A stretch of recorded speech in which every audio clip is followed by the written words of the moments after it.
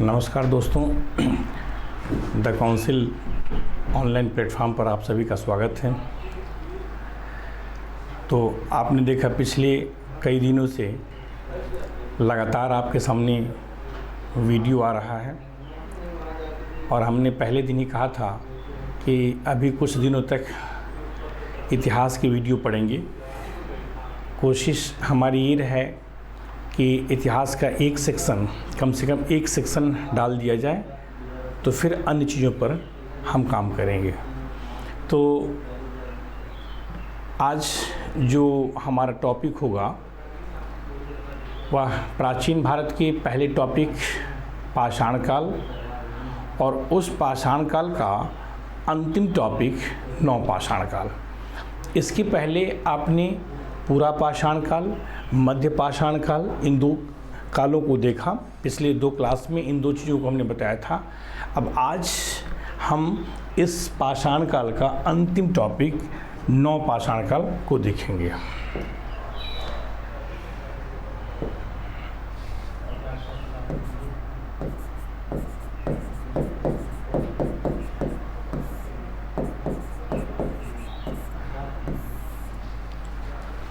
देखिए, एक चीज़ ध्यान में रखना है कि नवपाषाण काल या इसके पहले के काल जो भी हम आपको बताए हैं अभी तक की वीडियो में आपने देखा, तो अच्छी तरीके से हमने कल भी उस चीज़ की चर्चा की थी। पहले भी कहा था कि जिन चीज़ों की चर्चा यहाँ पे हो रही है अच्छी तरीके से उसको सुनिएगा, दिमाग में बैठाइएगा।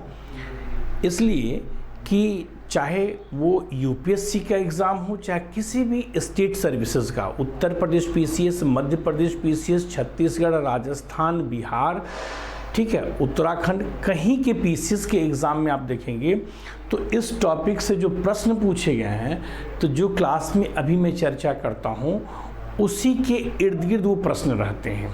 चाहे वो डायरेक्ट पूछा जाए या चाहे इनडायरेक्ट पूछा जाए, दोनों चीज़ों को। अब कभी कभी स्टूडेंट्स क्या करते हैं कि अगर डायरेक्ट सवाल नहीं है और टॉपिक में उस चीज़ की चर्चा है, उसी से इनडायरेक्ट रूप में पूछ दिया गया है, तो वो उसका जवाब नहीं दे पाते, कंफ्यूज कर जाते। तो आपको कंफ्यूज नहीं करना है, बल्कि टॉपिक को ध्यान से समझना है। क्यों? इसलिए कि हमने कहा कि कभी कभी डायरेक्ट प्रश्न नहीं आएगा, इनडायरेक्ट रूप से आ जाएगा, ठीक है। तो इसलिए अब आपको ध्यान में रखना है कि इसको कैसे पढ़ा जाए। तो इसीलिए हमने कहा कि कभी कभी हम तैयारी के जो पढ़ाने का तरीका होता है उसमें भी परिवर्तन करते हैं। तो कल से आपने देखा कि जो मध्य पाषाण काल की हमने शुरुआत की थी, वहाँ से हम पढ़ने के तरीके में थोड़ा सा अंतर किए हैं। अंतर ये किए हैं कि उसके पहले का जो काल था पूरा पाषाण काल, उसमें हम मुख्य रूप से प्लेस और प्लेस से संबंधित जो उस समय के उपकरण मिले थे उसको बताए थे। लेकिन कल के क्लास में हमने आपको मध्य पाषाण काल की आर्थिक स्थिति और मध्य पाषाण काल की सांस्कृतिक स्थिति के विषय में बताया। तो हमने कहा था आपसे कि इतिहास में हम 4 क्षेत्रों का अध्ययन करते हैं, ठीक है, राजनीतिक, आर्थिक, सामाजिक और सांस्कृतिक। और हर एक टॉपिक को इसी क्षेत्र पर रख करके हम आगे पढ़ेंगे और तब आपका जो ज्ञान होगा वो सिस्टमैटिक ज्ञान हो। पढ़ने का एक तरीका है, सिस्टमैटिक पढ़ने का तरीका है। तो चूँकि हमने कहा, बार बार इस चीज़ को फोकस कर रहा हूँ कि अगर हमारे पास पुरातात्विक और लिखित दोनों साक्ष्य हैं, तब तो हम इतिहास के राजनीतिक, आर्थिक, सामाजिक और सांस्कृतिक सारे पक्षों की चर्चा करेंगे। लेकिन जब हमारे पास इतिहास, जब केवल पुरातात्विक स्रोत उपलब्ध हैं और लिखित स्रोत उपलब्ध नहीं है, तो सिर्फ 2 क्षेत्रों के विषय में हम जानकारी प्राप्त कर सकते हैं, अनुमान लगा सकते हैं। वो होगा आर्थिक क्षेत्र और वो होगा सांस्कृतिक क्षेत्र। इसलिए कि सामाजिक और राजनीतिक क्षेत्र वैचारिक होते हैं, इसके लिए हमारे पास लिखित साक्ष्य का होना जरूरी है। उसी तरीके से हम अब नवपाषाण काल में, चूँकि समय आगे बढ़ रहा है, मानव का विकास हो रहा है, जनसंख्या का विकास हो रहा है, तो उसके अनुरूप आवश्यकताओं का भी विकास होगा, और आवश्यकताओं के विकास के क्रम में हम देखेंगे नई नई चीज़ें हमारे सामने अब आएंगी। यहाँ जो टॉपिक है नवपाषाण काल, इसको अंग्रेजी में हम नियोलिथिक एज के नाम से जानते हैं। तो यह जो नियोलिथिक एज है, इसके विषय में अर्थात नियोलिथिक शब्द का प्रयोग सबसे पहले हम देखते हैं कि सर जॉन लुबाक ने 1865 ईस्वी में प्रकाशित अपनी पुस्तक प्री हिस्टोरिक टाइम्स में किया। ठीक है, मतलब इसको हम कहें नियोलिथिक एज है ये। तो यहाँ पर हमने कहा कि नियोलिथिक शब्द का प्रयोग, इस शब्द का प्रयोग सबसे पहले 1865 ईस्वी में सर जॉन लुबाक ने अपनी पुस्तक प्री हिस्टोरिक टाइम्स में किया था। ठीक है, तो जॉन लुबाक ने इस समय नियोलिथिक शब्द का जो प्रयोग किया है, इसके पीछे रीजन है। जॉन लुबाक को इस समय में हम देखेंगे प्रत्येक क्षेत्र में नवीनता देखने को मिली। विशेष रूप से हम अगर बात करें तो इस समय पत्थर के नवीन उपकरण उन्हें मिले, और पत्थर के जो नवीन उपकरण मिले, इस आधार पर इस काल को उन्होंने न्यूलिथिक एज के नाम से पुकारा।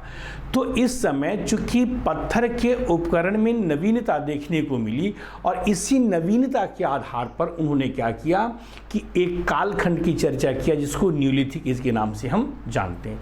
तो इस समय हम देखेंगे कि पत्थर के उपकरण में नवीनता तो देखने को मिली, लेकिन इसके साथ साथ हमें कई अन्य क्षेत्रों में भी नवीनता देखने को मिली, और इसीलिए उन विशेषताओं को ध्यान में रख करके ही इस काल को नवपाषाण काल या न्यूलिथिक एज के नाम से जाना जाता है। तो इस समय हमने कहा कि पत्थर के जो नवीन उपकरण मिले, नवीन उपकरण पत्थर के किस प्रकार के थे? पॉलिशदार औजार थे, पॉलिशदार उपकरण थे। घिस करके उनको पॉलिश रूप बनाया गया था, घिसाई करके रंग चढ़ा करके उनको पॉलिशदार बनाया गया। तो इस प्रकार हम देखते हैं कि यह एक नवीन उपकरण था। तो इस समय हम देखेंगे कि 1860 ईस्वी में ली मेसुरियर ने, ठीक है, टोन्स नदी की सबसे पहले देखा कि इस टोन्स नदी की घाटी में, टोन्स नदी के क्षेत्र में हम देखेंगे पत्थर के प्रथम जो उपकरण, प्रस्तर के प्रथम उपकरण के साक्ष्य मिले हैं। तो यहाँ पर आपने देखा, एक बात हमने कहा, दूसरी बात यहाँ पर आप देखेंगे कि 1800 हमने कहा 60 ईस्वी में, 1860 ईस्वी में ली मेसुरियर, हमने एक नाम बताया, ली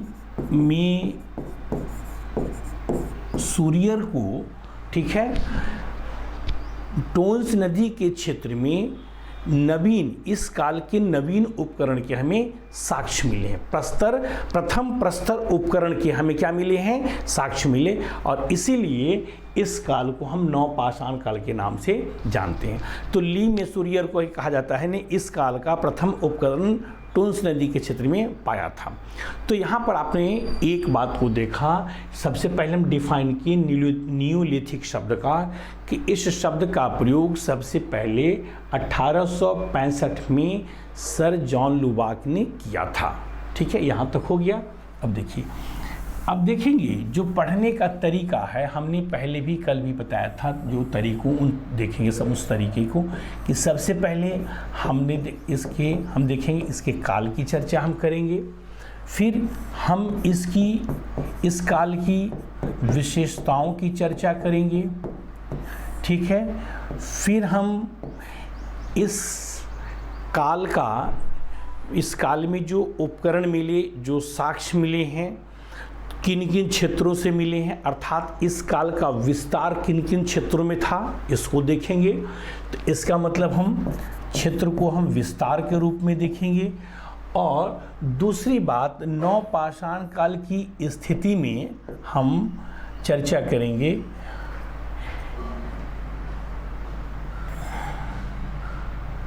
या हम कह सकते हैं ये क्षेत्र में हम चर्चा के इतिहास के क्षेत्र के दो क्षेत्रों की चर्चा करेंगे। एक है होगा आर्थिक क्षेत्र और दूसरा होगा सांस्कृतिक क्षेत्र। इन दो क्षेत्रों की हम चर्चा करें। तो यहाँ पर आपने देखा, हम बताया कि नवपाषाण काल सबसे पहले हम इसकी जो चर्चा किए हैं, नाम की चर्चा किए हैं कि इसको नवपाषाण काल क्यों कहेंगे। उस नाम में हम दो नाम आपको बताए हैं कि न्यूलिथिक शब्द का सबसे सर्वप्रथम प्रयोग सर जॉन लुबाक ने किया था 1865 में अपनी प्रकाशित पुस्तक में। उसके बाद हमने कहा कि सबसे पहले, ठीक है, टोन्स नदी के क्षेत्र में 1860 में ली मेशुरियर को इस काल का प्रथम प्रस्तर उपकरण मिला। ठीक है, तो ये इसीलिए इस काल को हम नवपाषाण काल कहेंगे। दूसरी बात, इसके काल की जब बात करते हैं तो इसका काल हमने पहले भी कहा था कि 7000 ईसा पूर्व से लेकर 1000 ईसा पूर्व तक का इसका काल है। तो अब ये प्रश्न यहाँ पर आप देखेंगे ओवरलैप कर रहा है कि हमने आपको मध्य पाषाण काल का काल बताया था 9000 से 4000 ईसा पूर्व तक, लेकिन अब इस काल को हम लिख रहे हैं 7000 से 1000 ईसा पूर्व तक।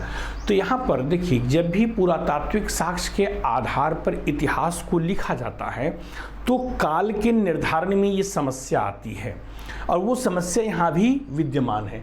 समस्या ये है कि यहाँ पर अब देखिए कि हम इसको 7000 से 1000 ईसा पूर्व तक के बीच में रखेंगे। तो क्यों रखेंगे? इसलिए कि भारतीय उपमहाद्वीप में 7000 ईसा पूर्व से हम देखेंगे कि नियमित कृषि के साक्ष्य मिलने लगे। ठीक है, कृषि के साक्ष्य मिलने लगे। इसके पहले जो कृषि के साक्ष्य मिले थे, मतलब जंगली, नियमित रूप से कृषि की शुरुआत नहीं हुई थी। जंगली पौधों को पीस करके या अन्य तरह से उसको खाद्यान्न के रूप में लोग प्रयोग करते थे, खाने में प्रयोग करते थे। लेकिन यहाँ पर अब नियमित रूप से कृषि की शुरुआत हो जाती है, और इसीलिए इसको हम यहाँ पर लेकर के चले आते हैं।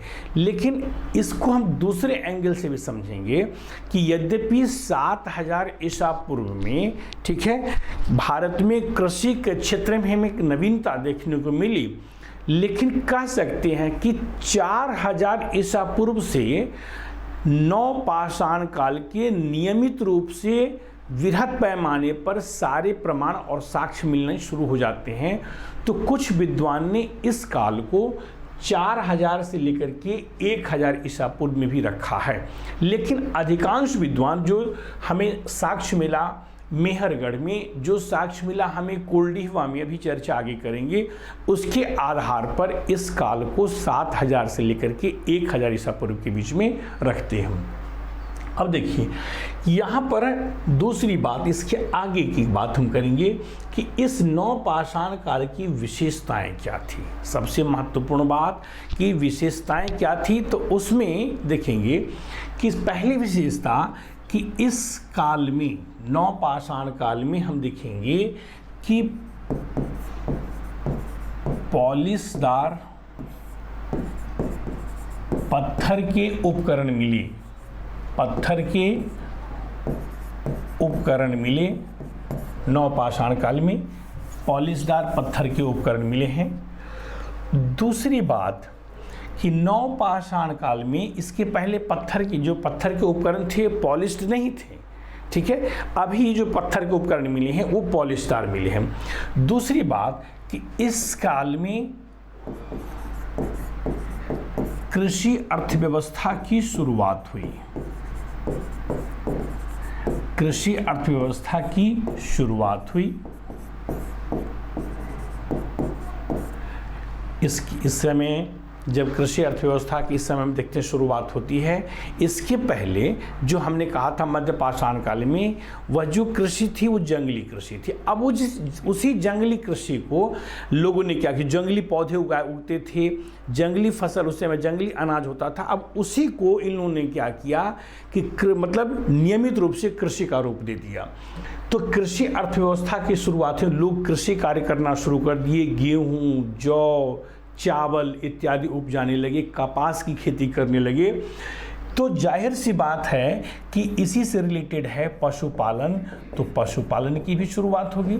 यद्यपि पशुपालन का साक्ष्य तो हमें मध्य पाषाण काल में भी मिलता है, लेकिन उस समय क्या था कि चूंकि हमने कहा कि पशुपालन जो है वह स्थिर जीवन में न, वह तो घुमक्कड़ जीवन में भी संभव है कि लोग एक जगह पे आज यहाँ पे हैं तो अपने साथ पशु को रखें, कल दूसरे जगह पे चलेंगे, पशुओं को वहाँ पे लेके चले जाएंगे। लेकिन कृषि के लिए एक जगह स्थिर होकर के रहना जरूरी हो जाता है। तो जब कृषि की शुरुआत होगी, जाहिर सी बात है, तो लोग पशुओं का पालना शुरू करेंगे। क्यों? इसलिए कि पशुओं से तो कई चीज़ों की कई आवश्यकताओं की पूर्ति हो जाती है। एक तो कृषि में पशुओं की उपयोगिता है, बैल को हल जोतने में काम आता है। दूसरी बात कि पशुओं के जो गोबर होते हैं उससे खाद के रूप में उसका इस्तेमाल होता है। ठीक है। तीसरी बात ये थी कि पशुओं के दूध इत्यादि से लोग होते हैं कि काम अपना करते हैं, काम चलाते हैं, पौष्टिक भोजन माना जाता है, दूध के लिए महत्वपूर्ण माना जाता है। तो जाहिर सी बात है कि कृषि अर्थव्यवस्था की शुरुआत हुई तो उसी के साथ साथ पशुपालन की भी शुरुआत होगी। यद्यपि पशुपालन तो मध्य पाषाण काल में भी हो रहा था। तो आपने अभी देखा, हमने बताया कि पशुपालन के लिए स्थिर जीवन का होना जरूरी नहीं है। पशुपालन तो घुमक्कड़ जीवन में भी संभव है, लेकिन कृषि के लिए स्थिर जीवन का होना जरूरी है।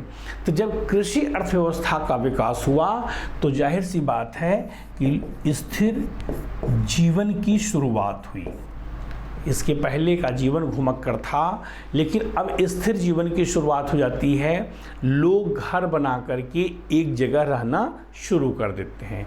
मिट्टी के भी घर हैं, कच्ची ईंटों से निर्मित घर हैं। ठीक है। तो लोग घर बना करके रहना शुरू कर देते हैं, अर्थात अब वहाँ पर गांव बसना शुरू हो गया। एक घर नहीं, कई घर जब हो गए तो गांव बसना शुरू हो गया। तो ग्रामीण संस्कृति का विकास हो जाता है यहाँ से। तो यहाँ पर लोग स्थिर जीवन की, यहाँ पर हम देखेंगे कृषि अर्थव्यवस्था के साथ साथ स्थिर जीवन की शुरुआत होती है। अगली बात यहाँ पर देखेंगे कि नवपाषाण काल में अग्नि की शुरुआत हुई। अग्नि की शुरुआत हुई। यद्यपि मध्य पाषाण काल में भी देखिए कि पशुओं के अधजली हड्डी के साक्ष्य मिले। तो इसका मतलब ये है कि उस समय में भी अग्नि से लोग परिचित थे। लेकिन हम पहले ही कहें कि जिन चीज़ों की जो मध्य पाषाण काल में आपने कल की क्लास में देखा, उसकी आंशिक शुरुआत है। चाहे कृषि हो, पशुपालन हो, अग्नि हो, इन सबों की आंशिक शुरुआत है। अग्नि की शुरुआत, वो अग्नि को कहा जाता है, या अग्नि की शुरुआत जो है नवपाषाण काल की देन है। तो इस समय अग्नि की शुरुआत हुई। अब लोग क्या किए कि भोजन को पका करके खाने लगे। भोजन पका के खाना स्वास्थ्य के लिए फायदेमंद होता है, तो भोजन पका कर खाने लगे, अर्थात लोग अपने स्वास्थ्य के प्रति भी अब जागरूक हो जाते हैं। इसकी अगली विशेषता हम देखेंगे कि कुंभकारी की शुरुआत हुई। इसके पहले जो मृदभांड, मिट्टी के बर्तन को मृदभांड कहते हैं, इसके पहले जो मिट्टी के बर्तन मिले हैं वे बर्तन हाथ से बनाए जाते थे, अनगढ़े मिट्टी के बर्तन थे। लेकिन इस नवपाषाण काल में हम देखते हैं कि इस समय अब कुंभकारी की शुरुआत हुई, अर्थात अब मिट्टी के बर्तन चाक पर बनने लगे। तो जाहिर सी बात है कि वे बर्तन अपेक्षाकृत ज़्यादा अच्छे होंगे, सुंदर होंगे। ठीक है। तो चाक पर अब मिट्टी के बर्तन बनने लगे। तो कहा गया, यद्यपि इस काल में भी हम देखेंगे कि हाथ से बने मिट्टी के बर्तन के भी साक्ष्य मिले हैं, और चाक से बनी मिट्टी के भी बर्तन के साक्ष्य मिले हैं। तो इसीलिए कुंभकारी की शुरुआत हम कहते हैं कि इसी काल से माना जाता है। तो यह जो आपने देखा यहाँ से यहाँ तक, ये सारी चीज़ें जो देखी आपने, कि एक नवीनता हमें देखने को मिल रही है कि इन चीज़ों की शुरुआत इसके पहले नहीं हुई थी। यद्यपि कुछ चीज़ें आंशिक रूप से मध्य पाषाण काल में विद्यमान है, लेकिन इन सबों को नवपाषाण काल की देन कहते हैं। और यह एक अलग तरह की विशेषता है नवपाषाण काल की, और इन्हीं विशेषताओं को ध्यान में रख करके, ठीक है, गार्डन चाइल्ड ने इसे नवपाषाण काल को के लिए एक क्रांति शब्द का प्रयोग किया है। क्रांति जो होता है वह ड्रास्टिक चेंज, एकाएक परिवर्तन लाता है किसी चीज़। तो नवपाषाण काल एक परिवर्तनकालीन काल है कि इन सभी चीज़ों की शुरुआत इस काल में हुई, इसलिए गार्डन चाइल्ड ने इस काल के लिए क्रांति शब्द का प्रयोग किया। तो आपने देखा कि नवपाषाण काल की ये सारी विशेषताएं हैं, और इसीलिए इसको इसके लिए नव शब्द का प्रयोग किया गया, नियो शब्द का प्रयोग किया गया है।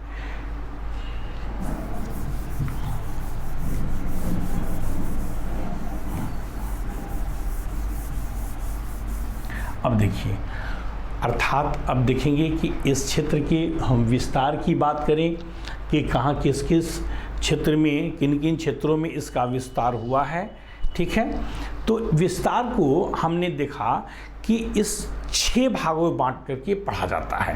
6 भागों में बांट करके देखेंगे कि विस्तार जो है नवपाषाण काल का जो विस्तार है भारत में, उसको हम 6 भागों में बांट करके देखेंगे। सबसे एक पहला भाग है उत्तर पश्चिमी का क्षेत्र। ठीक है, उत्तर पश्चिमी क्षेत्र। दूसरा है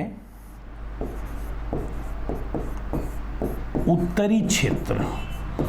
तो उत्तर पश्चिमी के क्षेत्र में अब देखेंगे, यहां पर अगर हम थोड़ा छोटा सा मैप बना लें,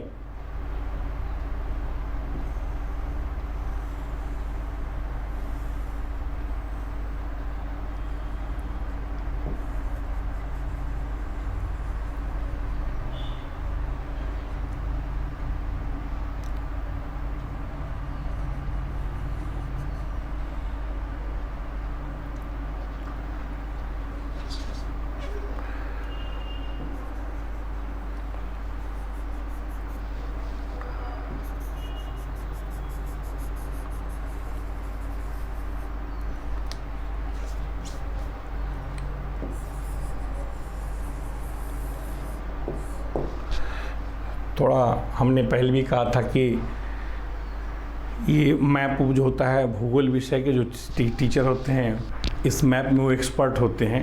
हम लोग का हाथ उतना बैठा नहीं है, तो थोड़ा इसमें कॉम्प्रोमाइज़ करना होगा। तो यहाँ जो हमने कहा उत्तर पश्चिमी का क्षेत्र, ये पाकिस्तान का क्षेत्र है, ये मेहरगढ़। उत्तर पश्चिम के क्षेत्र में एक स्थल है, ये आप देखेंगे मेहरगढ़ का क्षेत्र है। ठीक है, उत्तर पश्चिमी के क्षेत्र में एक मेहरगढ़ का क्षेत्र है। दूसरा क्षेत्र हमने कहा उत्तरी क्षेत्र, ये जम्मू कश्मीर में आप देखेंगे, ये जम्मू कश्मीर में यहाँ पर 2 क्षेत्र है, बुरजाहोम और गुफकराल। ये 2 क्षेत्र जम्मू कश्मीर के हैं। ये बुरजाहोम है, एक जो है गुफकराल है। ये 2 क्षेत्र उत्तरी क्षेत्र में आता है। बुरजाहोम और गुफकराल जम्मू कश्मीर में है। मेहरगढ़ जो हमने कहा पाकिस्तान में है। दूसरा है मध्यवर्ती क्षेत्र, एक क्षेत्र है मध्यवर्ती क्षेत्र, या इसको विंध्य का क्षेत्र भी बोलते हैं। दूसरे शब्दों में लेंगे मध्यवर्ती क्षेत्र या विंध्य का क्षेत्र बोलते हैं। इसमें हम देखेंगे कि ये उत्तर प्रदेश, थोड़ा मैप ठीक से नहीं बन पाया है, बीच में बनाते तो ज़्यादा अच्छा रहता, लेकिन चलिए समझने की बात है। ये उत्तर प्रदेश का क्षेत्र है। यहाँ पर आप देखेंगे कोल्डिहवा, ठीक है, कोल्डिहवा है उत्तर प्रदेश में, महगढ़ा है उत्तर प्रदेश में, और चौपानी मांडू है। कोल्डिवा है, महगढ़ा है और चौपानी मांडू है, ये उत्तर प्रदेश में है। ठीक है, तो मध्यवर्ती क्षेत्र, ये मध्यवर्ती क्षेत्र जो हमने कहा कि उत्तर प्रदेश का क्षेत्र है, ये कश्मीर का क्षेत्र है, और ये मेहरगढ़ पाकिस्तान का है। ठीक है, तो ये एक एक चीज़ को देखते चलेंगे हम, एक एक स्थल बता रहे हैं, किस प्रदेश में वो अवस्थित है इसको भी बता रहे हैं। तो मध्यवर्ती क्षेत्र के साथ साथ अब देखेंगे मध्य पूर्वी क्षेत्र, जिसमें 2 प्लेस है, ये है एक, तीसरा है, चौथा क्षेत्र है मध्य पूर्वी का क्षेत्र, मध्य पूर्वी क्षेत्र। तो मध्य पूर्वी क्षेत्र यहाँ पर एक प्लेस ये हम कह सकते हैं, ये बिहार का है। ठीक है, ये बिहार में, ये मध्य पूर्वी क्षेत्र में है चिरांद। ये थोड़ा सा यहाँ पर आइए, मध्य पूर्वी क्षेत्र में एक जगह है, ये बरूडी हम बात करते हैं, मध्य पूर्वी क्षेत्र में बरूडी जगह है, ये झारखंड का क्षेत्र है। ये बरूडी मध्य प्रदेश में, ये मध्य पूर्वी क्षेत्र में झारखंड में है। तो यहाँ पर आपने देखा कि हम कहे कि मेहरगढ़ उत्तर पश्चिमी क्षेत्र में एक प्लेस है मेहरगढ़, ये पाकिस्तान में है। उत्तरी क्षेत्र में 2 प्लेस है, बुरजाहोम और गुफकराल, ये जम्मू कश्मीर में है। मध्यवर्ती क्षेत्र ये उत्तर प्रदेश का क्षेत्र है। उत्तर प्रदेश में विशेष रूप से आप देखेंगे कि ये इलाहाबाद का क्षेत्र है, ये प्रयागराज, कोल्डिवा, महगढ़ा और चौपानी मांडू। मध्य पूर्वी का क्षेत्र है, आप देखेंगे कि चिरांद है, बिहार में है, और बरूडी जो है वो झारखंड में है। उसी तरीके से हम यहाँ पर पूर्वोत्तर भारत की बात करें, यह पूर्वोत्तर भारत की बात करें, ये पूर्वोत्तर भारत है, ये 5वां क्षेत्र होगा पूर्वोत्तर क्षेत्र।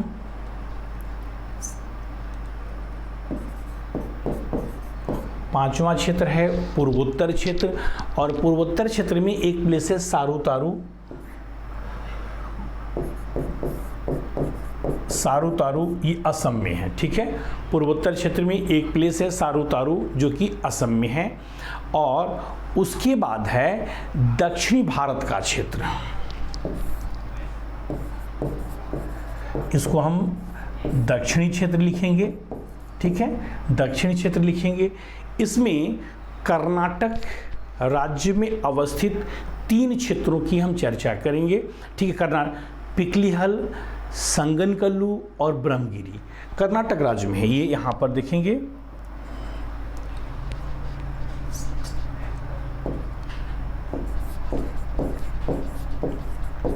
पिकलीहल,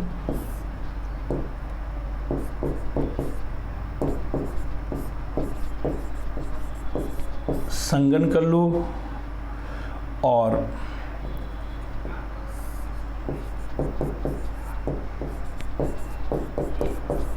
ब्रह्मगिरी। ठीक है, ये तीनों प्लेस जो है कर्नाटक राज्य में अवस्थित है। तो यहाँ पर हमने विस्तार को बताया कि नवपाषाण काल का विस्तार जो है वह 1, 2, 3, 4, 5, 6 क्षेत्रों में हुआ। भारत के 6 जो प्लेसेस है उसको विभिन्न क्षेत्रों में 6 क्षेत्रों में बांटे, और उस क्षेत्र को हमने पहला लिखा उत्तर पश्चिम का क्षेत्र, उत्तरी क्षेत्र, मध्यवर्ती क्षेत्र, मध्य पूर्वी क्षेत्र, पूर्वोत्तर क्षेत्र और दक्षिणी क्षेत्र। और इन्हीं क्षेत्रों में हम ये आपको मैप के माध्यम से आपने देखा कि किस किस राज्य में इस क्षेत्र के स्थल उपलब्ध हैं। जो विस्तार हमने वर्गीकरण 6 क्षेत्रों में किया है, नाम कुछ और हो सकता है, विभिन्न विद्वानों ने अपने हिसाब से क्षेत्र का वर्गीकरण कर दिया है, तो उसमें परेशानी की कोई बात नहीं है, परेशान होने की ज़रूरत नहीं है। ठीक है, नाम कुछ भी हो सकता है, आपको क्षेत्र देखना है कि आपको स्थल देखना है कि किन किन स्थलों पर नवपाषाण काल के जो है हमें साक्ष्य मिले हैं। ठीक है, और इसी आधार पर हम देखेंगे कि भारत के इन राज्यों में नवपाषाण काल का विस्तार हुआ। तो ये आपने इसको ठीक से देखा। उम्मीद है कि अभी तक जो बताए हैं आपको, आपके दिमाग में बातें बैठ रही होंगी, क्योंकि जब तक आपके दिमाग में बातें नहीं बैठेंगी तब तक समस्या का समाधान नहीं होगा। हम आपसे बताए हैं कि कोई भी अगर कहता है कि केवल रट कर के इतिहास आप समझ सकते हैं, रट करके आप पास कर सकते हैं, इतिहास का क्वेश्चन कर सकते हैं, तो ये गलत है। अगर एक बार सिस्टमेटिक तरीके से, जैसे हम बता रहे हैं, सिस्टमेटिक तरीके से दिमाग में चीज़ों को आप बैठा लेंगे तो फिर आपको देखेंगे कि रटने की ज़रूरत नहीं है। एक फ्रेम है, उस फ्रेम पर चीज़ों को रखते हुए चले जाना है। तो वही चीज़ यहाँ पर किया जा रहा है। अब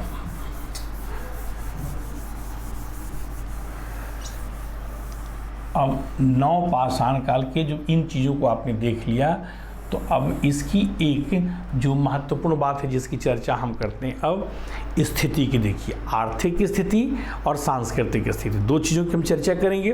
इसलिए दो क्षेत्रों की चर्चा करेंगे, आर्थिक क्षेत्र और सांस्कृतिक क्षेत्र। हमने पहले ही कहा कि अभी हमारे पास लिखित साक्ष्य नहीं है, और लिखित साक्ष्य के अभाव में हम केवल दो क्षेत्र का ही अनुमान लगा सकते हैं। वो आर्थिक क्षेत्र हो सकता है, वो सांस्कृतिक क्षेत्र हो सकता है। तो यहाँ पर उसी जो साक्ष्य हमें मिले हैं, उन साक्ष्यों के आधार पर हम इसके दो क्षेत्रों की चर्चा कर सकते हैं, एक आर्थिक क्षेत्र और दूसरा सांस्कृतिक क्षेत्र। और आप देखेंगे कि हमने जो विस्तार के क्रम में विभिन्न स्थल बताए हैं कि भारत के किन क्षेत्रों से इस नौ पाषाण काल के स्थल मिले हैं, तो विस्तार के क्रम में जो क्षेत्र बताए हैं, इसी आर्थिक और सांस्कृतिक क्षेत्र में जब चर्चा करेंगे तो उस सारे प्लेस का नाम आ जाएगा कि कहाँ से क्या मिला है। इसी आर्थिक और सांस्कृतिक क्षेत्र के दौरान हम देखेंगे कि जो जो स्थल हम बताए हैं भारत के विभिन्न राज्यों में जो मिले हैं स्थल, उन सारे स्थलों के विषय में आप जानकारी प्राप्त कर लेंगे। तो मोटा मोटी ये इसमें जो समझना है, जो हम पहले भी बताए थे कि प्रागैतिहासिक काल की जब हम चर्चा करते हैं तो उसमें हम देखते हैं कि उस काल के प्रमुख उपकरण क्या है, उस काल में और किन किन चीज़ों की प्राप्ति हुई है, और जिन चीज़ों की प्राप्ति हुई है वो किन किन स्थलों से उसकी प्राप्ति हुई है, माना प्रमुख स्थल की बात करेंगे। तो यही मोटा मोटी इस प्रागैतिहासिक काल के इतिहास को समझने की ज़रूरत है। यही चीज़ अगर दिमाग में बैठ जाएगी तो शायद कुछ संगलत ना हो।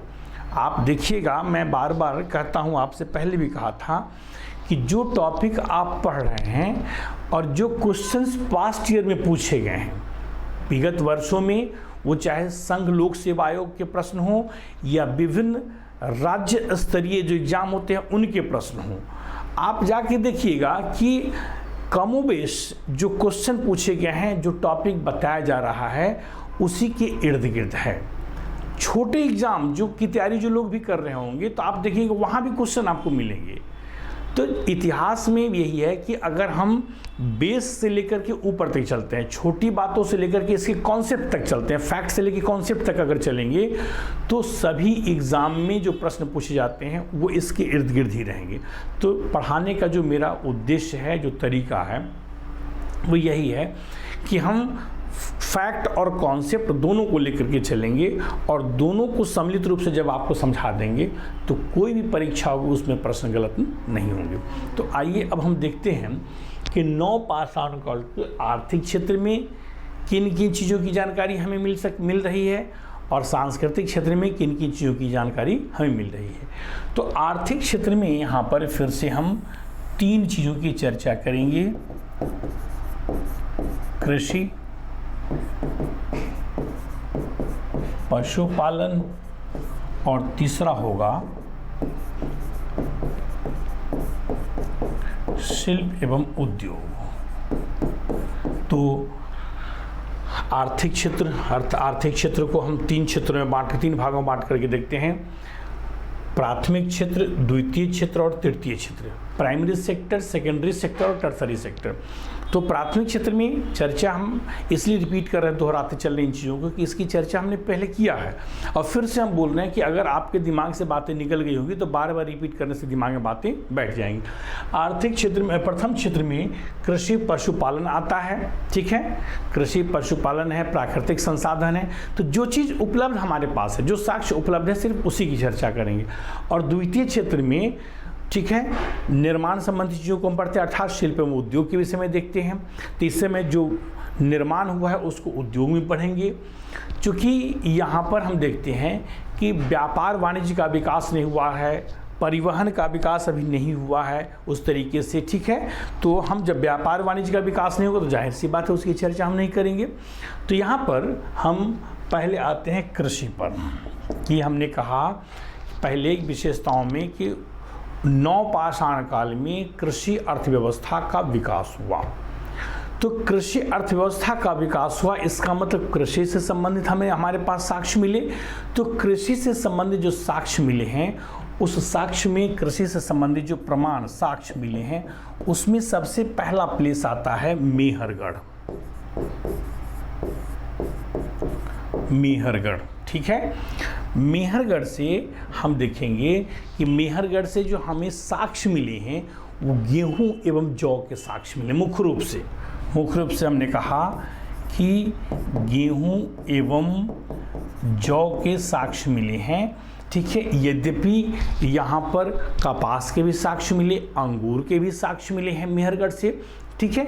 लेकिन मुख्य रूप से गेहूं और जौ, चूँकि खाद्यान्न फसल की हम यहाँ पर बात कर, मुख्य रूप से कृषि की बात करें, कृषि अर्थव्यवस्था का विकास हुआ, तो गेहूं और जौ, गेहूं के 3 किस्म और जौ के 2 किस्म यहाँ पे मिले हैं। तो सबसे हम देखेंगे कि प्राचीनतम साक्ष्य, कृषि से संबंधित प्राचीनतम साक्ष्य यहाँ पर है, आप देख रहे हैं मेहरगढ़, जो प्लेस 7000 ईसा पूर्व का है। पाकिस्तान के बलूचिस्तान प्रांत में है मेहरगढ़, ठीक है ना। तो वहाँ से हमें गेहूं जौ के साक्ष्य मिले। हमने कहा कि यद्यपि कपास के भी साक्ष्य मिले हैं, अंगूर के भी साक्ष्य मिले हैं, लेकिन मुख्य फसल के रूप में गेहूं और जौ का नाम आता है। दूसरा प्लेस है कुलडीहवा।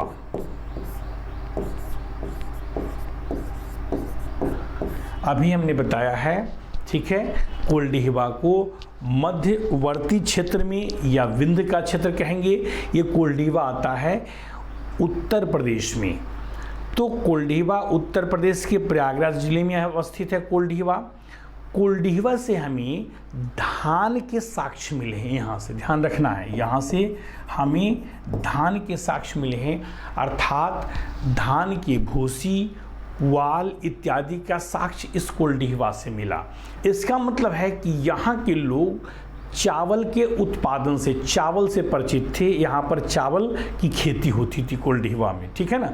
तो कुलडीहवा के साथ साथ यहीं पर उत्तर प्रदेश में ही, प्रयागराज जिले में ही एक जगह है महगड़ा, ठीक है।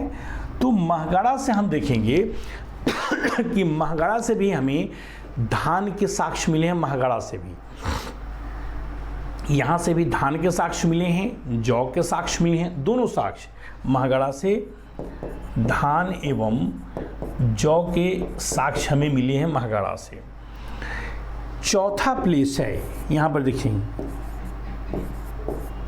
लहुरा देव, ठीक है। उत्तर प्रदेश के संत कबीर नगर में यह प्लेस है लहुरा देव। तो लहुरा देव से हम देखते हैं कि यहाँ से चावल का साक्ष्य मिला है। लहुरा देव से चावल का साक्ष्य मिला है, ठीक है। तो कई बार प्रश्न जो पूछा जाता है, ध्यान रखिएगा कि उत्तर प्रदेश में प्रश्न पूछा गया एक बार उत्तर प्रदेश पीसीएस में कि चावल का प्राचीनतम साक्ष्य। तो चावल का प्राचीनतम साक्ष्य जब आए तो आपको लहुरा, अगर उस ऑप्शन में लहुरा देव रहे तो आपको लहुरा देव लगाना है। और विकल्प, कभी कभी प्रश्न विकल्प को ध्यान में रख करके भी उसका उत्तर दिया जाता है। अगर उस ऑप्शन में लहुरा देव है ही नहीं है, उस ऑप्शन में कुलडीहवा है, तो जाहिर सी बात है हमें कुलडीहवा को लगाना पड़ेगा। तो दोनों में ये अंत यहाँ पर हमने बताया कि कृषि से संबंधित जो साक्ष्य मिले हैं। अब आप देखिए कि हमने बताया था कि इस काल के महत्वपूर्ण प्लेस को पढ़ना है और उस प्लेस से क्या क्या मिला, तो उसको थोड़ा कॉन्सेप्चुअल बना करके हम देख रहे हैं कि हमने सबसे पहले विस्तार बता दिया कि किन किन कौन से क्षेत्र नवपाषाण कालीन क्षेत्र है।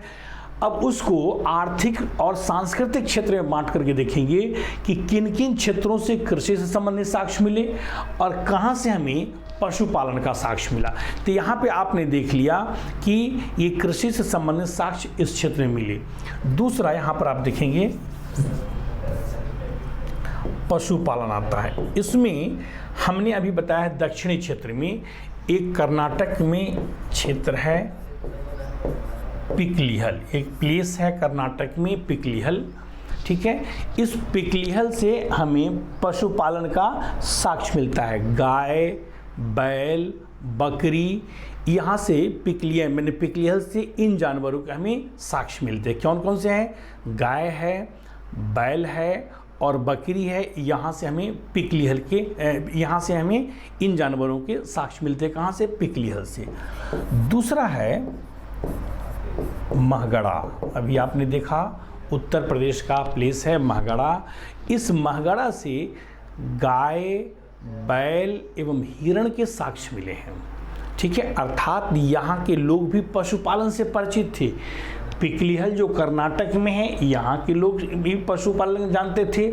महगढ़ा जो उत्तर प्रदेश में है, यहाँ के लोग भी पशुपालन से परिचित थे। तो महगढ़ा में हमने बताया कि गाय है, बैल है और हिरण, इन पशुओं के अवशेष यहाँ से मिले हैं, अर्थात यहाँ पर पशुपालन हो रहा था। इसके साथ साथ महगढ़ा से एक पशु बाड़ा का भी साक्ष्य मिला। पशु बाड़ा हुआ होता है जहाँ पर पशुओं को हम रखते हैं, ठीक है। तो यहाँ से हमें पशु बाड़ा का भी साक्ष्य मिला है, ठीक है। दूसरा एक अन्य प्लेस है बुरजाहोम। आपने देखा कि यह प्लेस जो है जम्मू कश्मीर में, हमने बताया था उत्तरी क्षेत्र में विस्तार में, जब उत्तरी क्षेत्र की बात किया था तो उसमें बुरजाहोम और गुफकराल से कहा था, दो क्षेत्र बताया था। तो ये बुरजाहोम है, यहाँ से कुत्ते का साक्ष्य मिला है।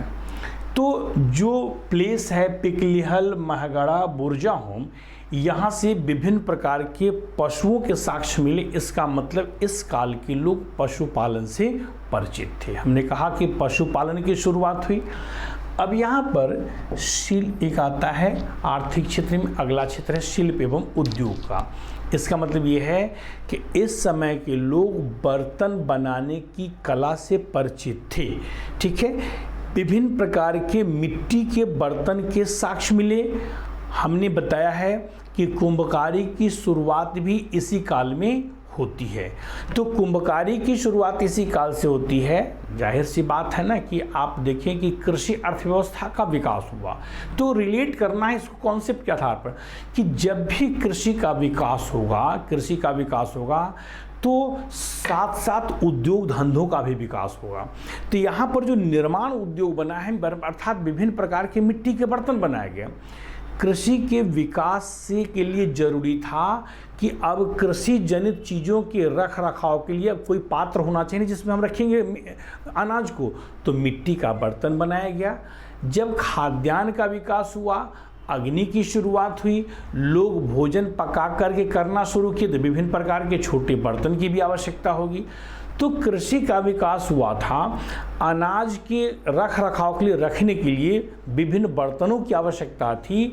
इन्हीं आवश्यकताओं को ध्यान में रख करके हम देखेंगे कि इस समय उद्योग धंधों का विकास होता है। और यह उद्योग धंधे जो मुख्य रूप से थे वह मृदभांड उद्योग, मिट्टी के बर्तन बनाए जा रहे थे। तो इस समय आपने देखा कि कुंभकारी की शुरुआत हो गई है और अब कुंभकार चाक पर मिट्टी के बर्तन को बनाने लगा। वह बर्तन अधिक सुंदर होता था, अच्छा होता था। तो जाहिर सी बात है कि इस समय जो मिट्टी के बर्तन बने, मध्य पाषाण काल में जो मिट्टी के बर्तन बने थे उससे सुंदर थे। दो प्लेस यहाँ पर हम बात करेंगे, सारूतारू और बरूडी। सारूतारू जो असम में है और बरूडी जो झारखंड में है। यहाँ से विभिन्न प्रकार के मिट्टी के सुंदर अच्छे बर्तन मिले हैं, ठीक है। पॉलिशदार हैं, बट ये बर्तन पॉलिश इस पर किया हुआ है, तो ये विभिन्न प्रकार के मिट्टी के बर्तन मिले।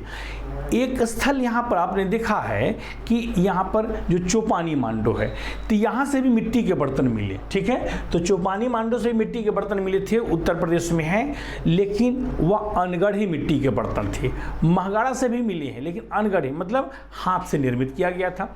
तो इस प्रकार हम देखेंगे कि सारूतारू बरूडी से जो मिट्टी के बर्तन मिले वह इस काल के महत्वपूर्ण उद्योग को दर्शाता है।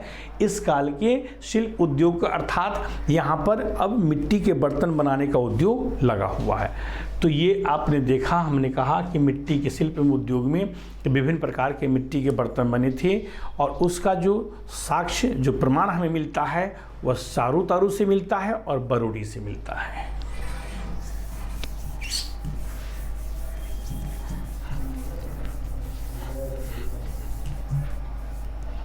अब देखिए, इसके बाद दूसरा क्षेत्र है सांस्कृतिक क्षेत्र। ठीक है, अब सांस्कृतिक क्षेत्र में हम यहाँ पर आप बात करेंगे आवास की, वस्त्र की, कला की, अंत्येष्टि संस्कार की। ठीक है ना।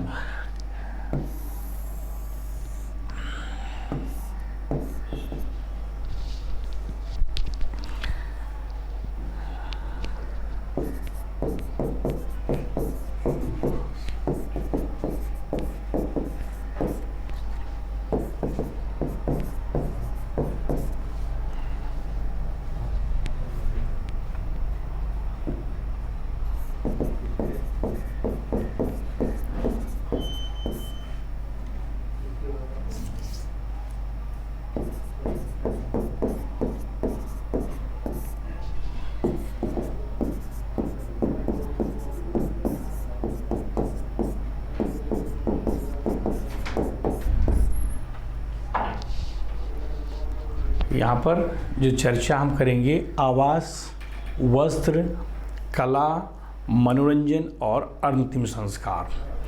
तो अब देखिए, हम चूँकि भोजन की चर्चा इसलिए नहीं करेंगे कि अब वो चीज़ें धीरे धीरे पीछे छूट रही है। मतलब इस काल भोजन में अगर बात करें तो देखेंगे इस काल के लोग भी शाकाहारी और मांसाहारी थे, इसलिए कि जो खाद्यान्न संग्रह तो करते ही थे। अब साथ साथ क्या हो गया, कृषि अर्थव्यवस्था का विकास हुआ। ठीक है, लोग जानवरों का भोजन भी शिकार भी करते थे। तो यहाँ पर आपने देखा कि इस समय जो बात की हमने कहा कि भोजन की बात हम यहाँ पर अब नहीं करेंगे, इसलिए कि हम भोजन अब वो पीछे की बात हो गई है, वो शाकाहारी मांसाहारी की बात करते हैं।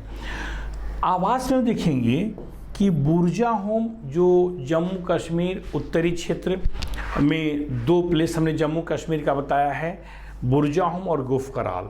तो बुर्जा होम और गुफ कराल से यहाँ से हम देखेंगे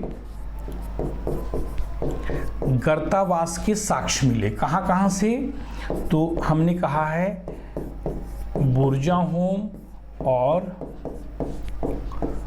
गुफ कराल, यहाँ से हमें गर्तावास के साक्ष्य मिले। गर्तावास मतलब जमीन के नीचे गड्ढे खोद करके आवास बनाए गए थे और उसमें लोग निवास करते थे। इसको कहा गया गर्तावास, मतलब जमीन के नीचे गड्ढा खोद दिया गया और उसको उसी गड्ढे में लोग क्या करते थे, अपने जीवन की रक्षा करते थे, उसमें रहते थे, आवास बना करके उसको रहते थे। तो बुर्जा होम और गुफ कराल से हमें गर्तावास के साक्ष्य मिले हैं। दूसरी बात यहाँ पर दूसरा एक है कि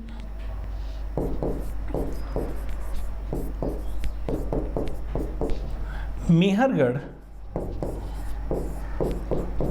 हमने बताया उत्तर पश्चिमी क्षेत्र में पाकिस्तान में एक प्लेस है मेहरगढ़। तो मेहरगढ़ से क्या हुआ है कि कच्ची ईंटों से निर्मित आवास के साक्ष्य मिले। मतलब क्या था कि यहाँ के लोग अब कच्ची ईंटों से, मतलब उस समय जो आवास बनाते थे कच्ची ईंटों से आयताकार आवास बनाते थे और उसमें ये लोग निवास करते थे। तो इस समय चूँकि ग्रामीण संस्कृति है तो गांव में अब जो है वो विभिन्न प्रकार के झोपड़ी भी है, कच्ची ईंटों से निर्मित आवास भी है, जमीन के नीचे भी रह रहे हैं। तो विभिन्न प्रकार के आवास के साक्ष्य मिले, जो आपने देखा कि इसका मतलब यह कि स्थिर जीवन की शुरुआत हो गई थी।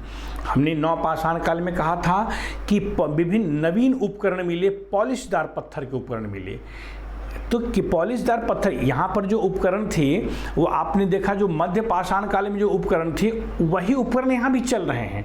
उसमें अंतर ये था कि उसमें पॉलिश कर दिया गया था और अच्छा हो गया था वो औजार। ठीक है, तो चूंकि आवश्यकताओं के अनुरूप लोग अब उस समय औजार में अपना परिवर्तन किए, आवश्यकताओं के अनुरूप चूंकि कृषि अर्थव्यवस्था का शुरुआत हो गया था, तो अब एक जगह लोगों को रहना मतलब जरूरी हो गया था, आवास बना करके रहना जरूरी हो गया था।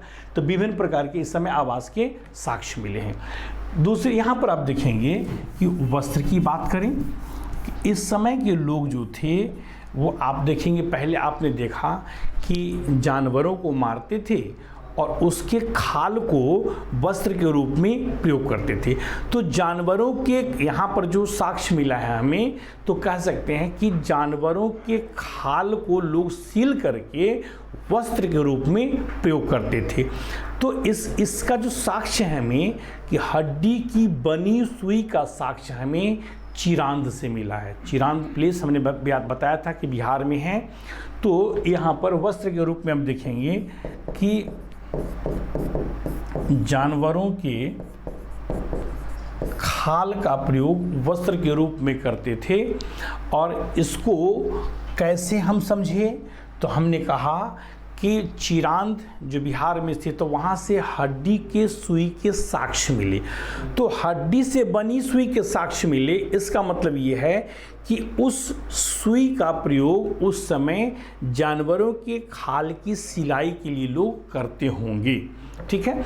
यद्यपि यहाँ पे हम देखेंगे कि जो मध्य प्रदेश इस समय जो रंगों का, हमने कहा कि मध्य पाषाण काल में आपसे कहा था, उसके पहले भी कहा था, मध्य पाषाण काल के पहले भी कहा था जब हम बता रहे थे पूरा पाषाण काल, उसमें भी बताए थे कि भीमबेटका से नीले रंग के पत्थर के टुकड़े मिले।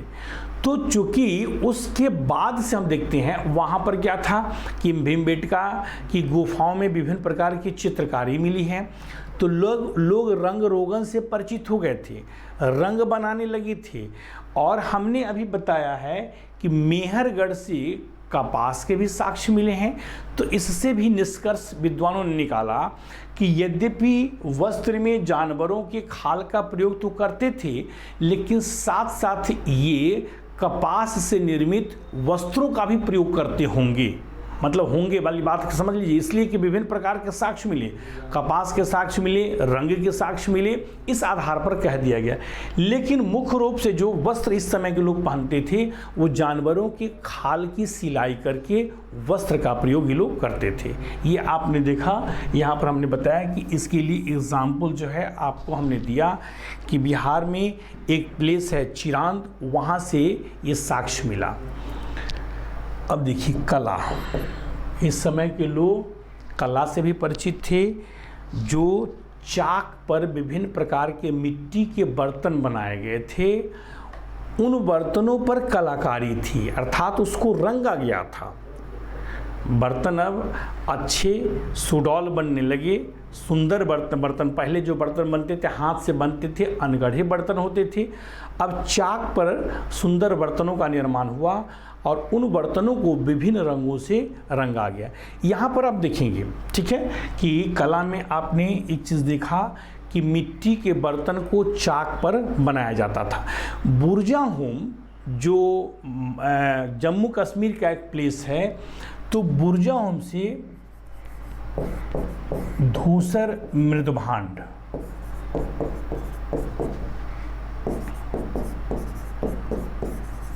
बुरजाहोम धूसर मृदभांड के साक्ष्य मिले हैं। कहाँ से? बुरजाहोम से। धूसर मतलब जो मिट्टी कलर का कह सकते हैं, ग्रे कलर मतलब उसको कह सकते हैं, जो मटमैला कलर कह सकते हैं, इस प्रकार के मिट्टी का बर्तन मिला। ठीक है। दूसरा स्लेटी एवं काले मृदभांड। स्लेटी एवं काले मृदभांड मतलब ग्रे कलर का मृदभांड और ब्लैक कलर का मृदभांड, मिट्टी के बर्तन। तो स्लेटी और काले रंग के मृदभांड जो मिले हैं वह बरूडी से मिले हैं। ये बरूडी है, ये बरूडी है। बरूडी कहाँ है? झारखंड में। अभी हमने बताया है कि स्लेटी और काले रंग के मृदभांड बरूडी से मिले हैं। एक प्लेस है आप देखेंगे कुचाई, ठीक है, तो ये पूर्वोत्तर भारत में है, तो कुछ उड़ीसा के क्षेत्र में है। तो कुचाई से हम देखेंगे कि कुचाई से, ठीक है, कुचाई से पॉलिशदार मृदभांड के हमें साक्ष्य मिले हैं। पॉलिशदार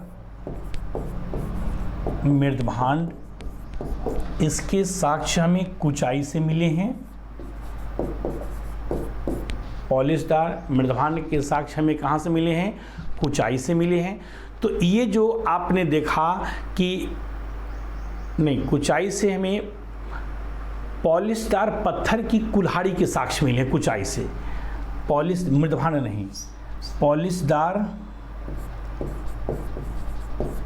पत्थर की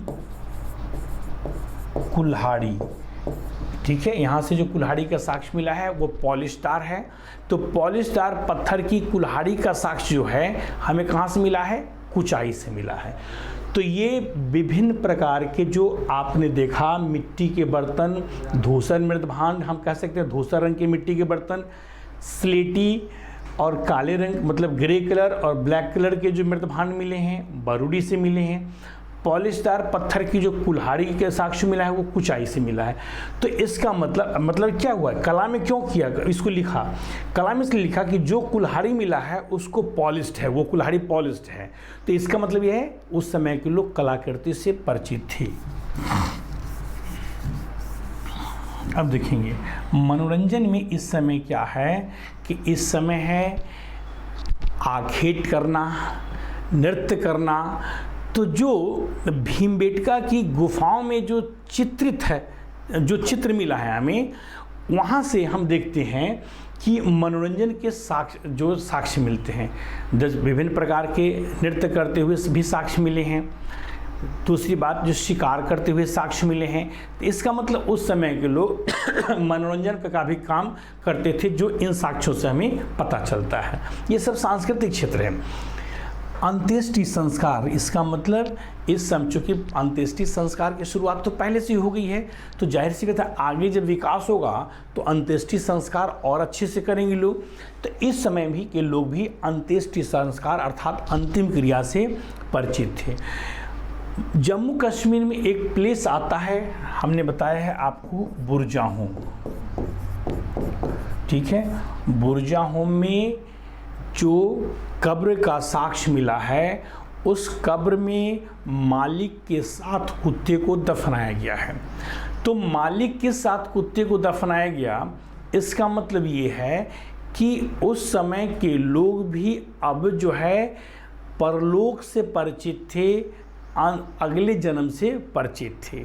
क्यों? जब भी हमने कहा है कि कब्र में मानव के लिए जो उपयोगी चीज़ें होती हैं और उन उपयोगी चीज़ों को जब कब्र में रख दिया जाता है और साक्ष्य में जब उपयोगी चीज़ मिलते हैं, तो इसका मतलब ये है कि तत्कालीन समय के लोग अगले जीवन से परिचित थे।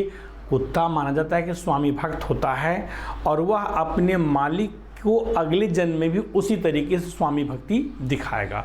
तो यहाँ पर देखेंगे कि बुरजाहोम में जो जो कब्र मिले हैं उसमें मालिक के साथ कुत्ते को दफनाया गया है। तो चूँकि यहाँ पर इसके साथ साथ अन्य जरूरी चीज़ें भी रखी गई थी, उपकरण थे, उनके लिए उपयोगी जो चीज़ें थी उनको रखी गई थी। तो इन सबों से भी हम यह अनुमान लगा सकते हैं कि उस समय के लोग जो अगले जीवन से परिचित थे, अगले जीवन में विश्वास करते थे, परिचित नहीं कह सकते हैं, विश्वास करते थे, और इस कारण से मनुष्य की उपयोगी चीज़ों को वहाँ पे रख दिया जाता था। तो ये नवपाषाण काल से संबंधित कुछ मुख्य बातें थी। पूरी कोशिश ये की गई कि इस टॉपिक को थोड़ा कंसेप्चुअल बना करके आपके सामने रखा जाए। कहाँ से नवपाषाण काल की शुरुआत होती है, इस नवपाषाण काल की क्या क्या विशेषताएं हैं, इस नवपाषाण काल का विस्तार भारत के किन किन क्षेत्रों में हुआ, किन किन क्षेत्रों से नवपाषाण काल के साक्ष्य मिले हैं, ठीक है। और साथ ही साथ जो साक्ष्य हैं उसमें आर्थिक, कृषि, पशुपालन और उद्योग का साक्ष्य कहाँ कहाँ से मिला, जो साक्ष्य मिले उसमें आवास, वस्त्र, कला, मनोरंजन और अंत्येष्टि संस्कार का साक्ष्य कहाँ से मिला। तो इन चीज़ों को आपने इसमें देखने की कोशिश की, हमने बताने की कोशिश की और आपने देखा इन चीज़ों को।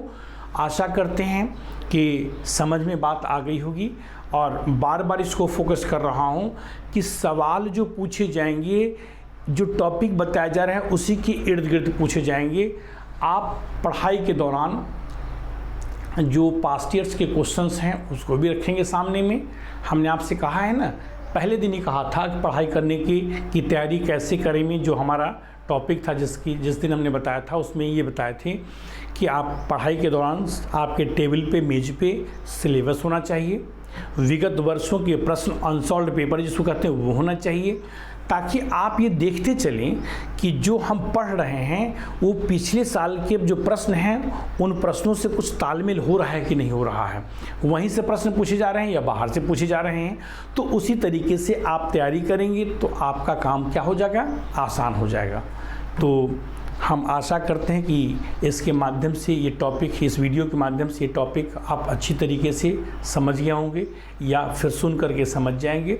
अब कल जब हमारी आपसे मुलाकात होती है तो हम एक अगले टॉपिक, जो हमारा टॉपिक होगा स्टोन मेटल एज, और उस स्टोन मेटल एज में हमने कहा था कि ताम्रपाषाण काल और हड़प्पा का काल, 2 काल को पढ़ेंगे। तो कल अब हम स्टोन मेटल एज पे कल से शुरुआत करते हैं। धन्यवाद।